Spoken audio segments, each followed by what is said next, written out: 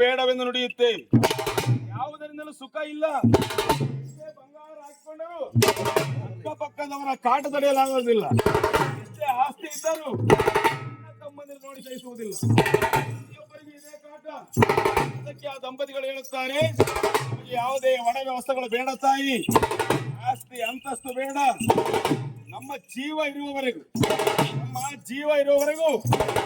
ದೇವಸ್ಥಾನ ಕಟ್ಟಿಸಿ ನಡು ಬೀದಿಯಲ್ಲಿ ನಿಮ್ಮನ್ನ ಪ್ರತಿಷ್ಠಾಪನೆ ಮಾಡಿಕೊಂಡು ಪ್ರತಿನಿತ್ಯ ಪೂಜೆ ಮಾಡುತ್ತೇವೆ. ಪ್ರತಿನಿತ್ಯ ನಿಮ್ಮ ಸೇವೆ ಮಾಡುತ್ತೇವೆ. ವರ್ಷಕ್ಕೊಮ್ಮೆ ಉತ್ಸವ ಕಾರ್ಯ ಮಾಡುತ್ತೇವೆ. ನಿಮ್ಮ ಸೇವೆ ಮಾಡುತ್ತೇವೆ ಅಷ್ಟೇ. ನಾವಂತೂ ಯಾವುದೇ ವರಗಳನ್ನು ಕೇಳುವುದಿಲ್ಲ. ನಿಮ್ಮಿಚ್ಛೆ. ನಾವಂತೂ ವರವನ್ನು ಕೇಳುವುದಿಲ್ಲವೆಂದು ಅಂದಿನಿಂದ ಇಂದಿನವರೆಗೂ ಅಗ್ರಹಾರ ಗ್ರಾಮದಲ್ಲಿ ಕೊಲ್ಲಾಪುರದ ದೇವಿಯ ಸೇವೆಯನ್ನು ಮಾಡುತ್ತಿದ್ದಾರೆ. ಸಕಲ ಸದ್ಭಕ್ತರೆಲ್ಲರಿಗೂ ಆ ಮಾತಾಯ ಜಗನ್ಮಾತೆಯು ಆಯುಧ ಆರೋಗ್ಯ ಭಾಗ್ಯವನ್ನು ಕೊಟ್ಟು ಶಾಂತಿ ನೆಮ್ಮದಿಯನ್ನು ಕೊಡಲೆಂದು, ಊರಿಗೆ ಒಳ್ಳೆಯ ಮಳೆ ಬೆಳೆಯಾಗಲೆಂದು, ಊರಲ್ಲಿ ಸುಖ ಶಾಂತಿ ನೆಲೆಸಲೆಂದು ಆ ದೇವಿಯ ಸೇವೆಯನ್ನು ಮಾಡುತ್ತಿದ್ದಾರೆ ಎಂಬಲ್ಲಿಗೆ ಕಥೆಯ ಮಂಗಳ.